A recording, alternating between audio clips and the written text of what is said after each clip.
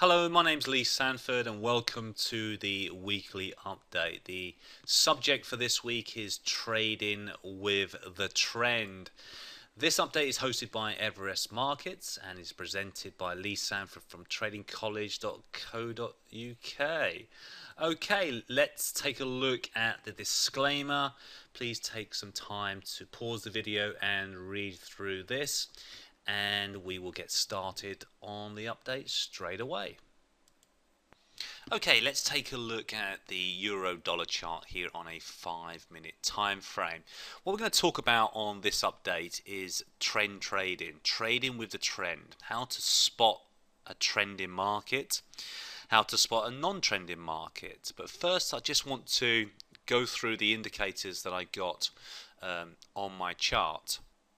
And I pretty much use the same indicators and moving averages on every single chart that I trade with, alongside Fibonacci and symmetry. So on this update, I just want to go through trend trading, but I also want to talk to you about the indicators I've got down here. Now I use the standard MACD indicator, but I do change the setting from 12 to 8, 26 and 9. So I change it to 8, 26 and 9.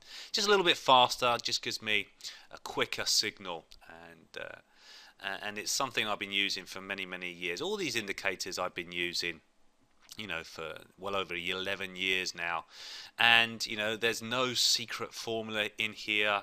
If you can understand how to trade with the trend, you'll go on and make some very nice money. This stochastic indicator is the fast stochastic indicator. All I do here is just manipulate the settings on this so it's much quicker.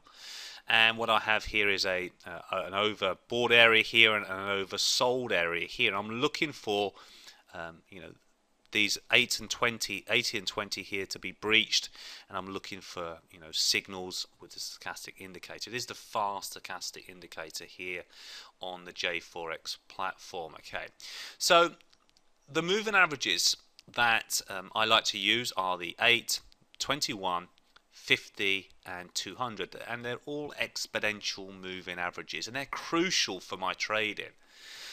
Just like all of my indicators are here, they're crucial for my trading because I want to trade with the trend.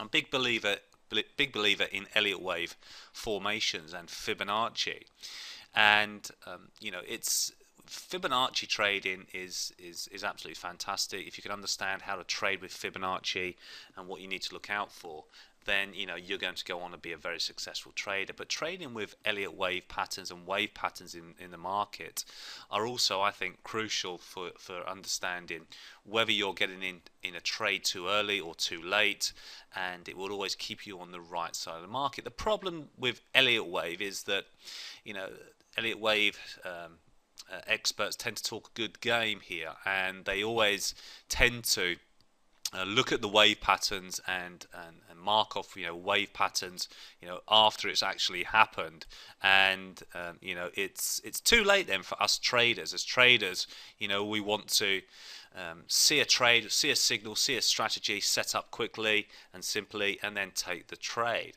If we're starting to look back, it's over and done with, then it's just too late. So on this video we'll just show you what I look for, and the first thing I really want to see is these moving average lines actually stacked up together. And you can see the 8, 20, 1 and 50 and 200 all lined up. They're all lined up in the correct order. If I know that, then I know I'm looking then for a bigger move. Okay, when we see those moving averages stacked up together, I know I'm looking then for a much bigger move in the market, and that's when I'll mentally be ripe for a bigger trade, and I'll be looking for something much bigger than normal. Now if the moving averages start to intertwine here and start to price gets inside moving averages like this phase here, then I know it's a choppy market, and I'll sit back, I'll sit on my hands, and I won't trade. And I'll be looking for a trending market. Okay, I'll be looking for a signal then to either get long or short once we get the moving averages stacked up. Now, I've been trading for many years, guys, and it's much easier trading with the trend. Okay, especially if you're new to trading, trade with the trend. Yes, I do counter trend trades, but that's for another update, and I'll show you the sort of strategies that I look for on when I'm doing counter trend trades. But just for now, just stick with trading with a nice wave pattern to the upside. We call this nice impulse moves, okay, and these corrections, impulse moves and corrections. So first rule is that I want to stay on the right side of these moving averages. If I do that, I know that I'm going to get a bigger move. Now the other factor here, as we drop down to our moving our indicators down below here, is the MACD. This MACD indicator, these lines that we've got here, we've got a red line and a green line, and these histograms. But what I want to see, to get long, I want to see the green line above red. You can see here that this green line is above the red line. Alright, so I'm looking now for long trades. You can see here that the green line's dropped below the red line, and the red line now is on top. So I'm not looking for long trades at all. Okay, so here I'm looking for short trades, here I'm looking for long trades, and vice versa, long trades, short trades here. And when we see that, then I want to match up the moving averages, that they're all stacked up, and I'm looking for a signal and a trigger to get long. Alright, so a nice wave pattern to the upside here, a nice move in the euro this morning. So what's happened? Now it's been around, this time here's the London fix session. We've had a nice push up here in the euro, and the moving average lines are all nicely stacked up. And then we look down at our MACD indicator, that is nicely above that red, and I can see this overbought here. Okay, as it comes down, I can see this lovely overbought here, and then it pushes higher. We push up around this 134.85.90 area. We push up to this 135, nice 10 pips on that trade on this 5-minute time frame, and that continues to make new highs for the day up to around 135.15. We get another opportunity in here as well. As it comes down, we get this little bounce in here. Okay, now you can see that the actual MACD now has crossed down below here. Green's gone below this red, and the price now is started to get inside these moving averages. You can see the 8-period moving average underneath here is starting to go sideways. When these moving averages go sideways, price goes sideways normally. We want to see the angle of the moving averages like this. If we can get them like that, we know we're in for a trending market. But now we're going into a sloppy phase here in the market, and it's in the doldrums here in London, and we're going sideways. Okay, so if you can identify these trends, then you're going to make some good money. You're going to stay on the right side of these moves. Let's take a look at a bigger time frame here, and it's a great time to be doing this update because you can see the euro. We've got all the moving averages stacked up very nicely. These moving average lines actually act as support when price is above. Okay, now we've got the green pushing above the red. MACD's looking really nice, going higher here. We've had a nice impulse move to the upside. We've had a correction here, and then we've got that low stochastics reading, and today we're getting that push up. So it's a nice move. It's a nice area to actually get long the euro in here, and it's looking good for a move to the upside.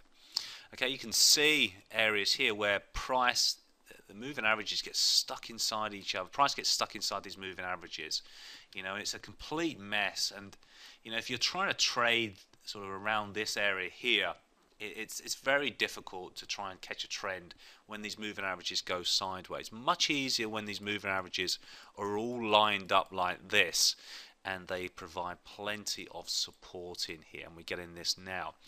All right, that's day looks really good to the upside on the euro.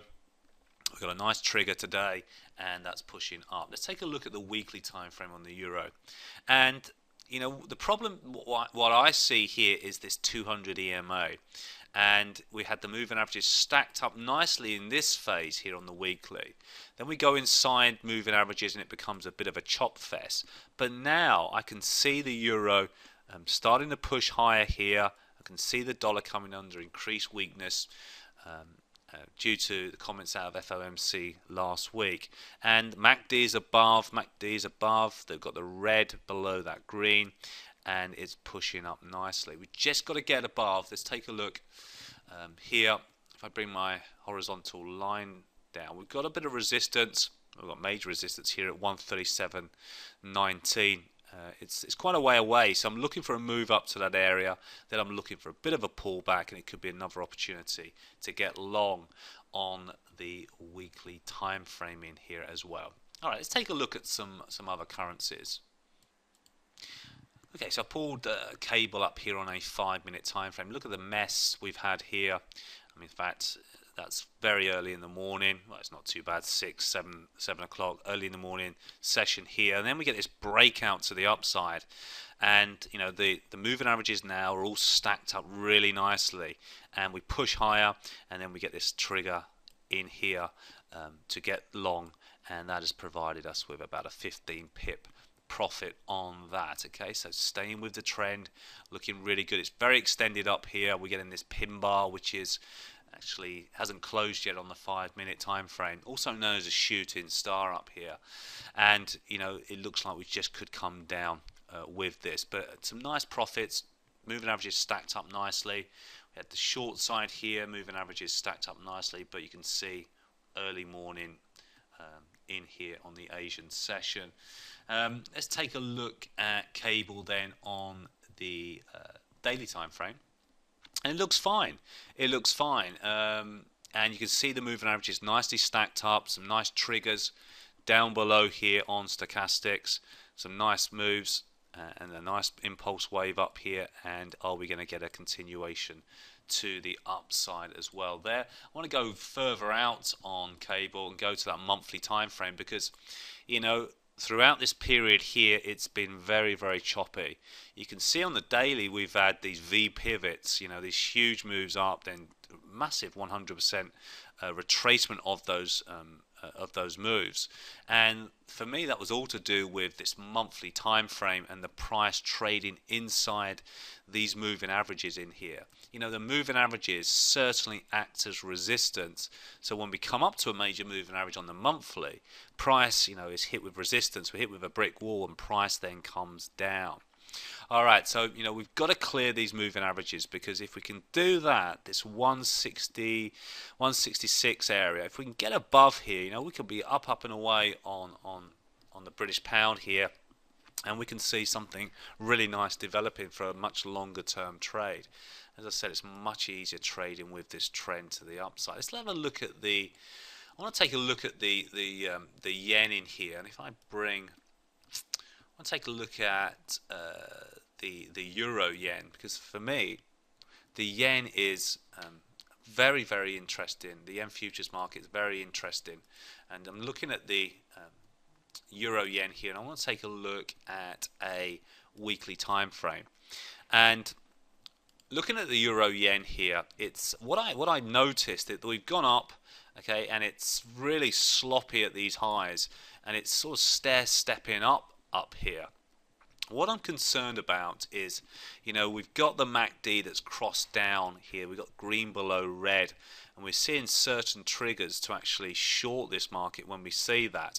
If this MACD stays below the red, then what we'll talk about next week is ending patterns, okay, ending wave patterns. But you know, what I'm showing you here is that I think we could get a move to the downside in the euro yen. All right, so you know, we're making new highs, but our indicators cannot make new highs. So I'm looking for a bit of a correction in the euro yen. And let's take a look at the daily time frame. You know, it's been really sloppy as well. So there have been some trades to be taken, but it's been sloppy. And let's take a look at a 5-minute time frame today. And look at the mess. It really is a messy chart. Just identifying moving averages and price inside those moving averages can be really tough to trade. Okay, the euro today was the best one to trade. The euro dollar was the best one to trade. Euro yen was one to stay away from. Okay, all right, so that's my update. Hope you enjoyed it, and I'll speak to you on the next update. Take care.